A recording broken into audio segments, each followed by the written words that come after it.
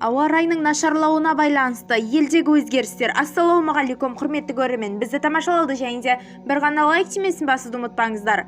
Ауа райының нашарлауына байланысты елдегі 122 учаске жабық. Төтенше жағдайлар министрлігі 2023 жылғы 10 қаңтар сағат 6:00-дегі жағдай бойынша ақпарат таратты. Ауа райының нашарлауына байланысты боран, нашар және көк тайғақ тас жолдардың 122 учаске жабылды. Оның ішінде дизельді және қоғамдық көліктер түрлері үшін республикалық маңызы бар 42 учаске жабылды.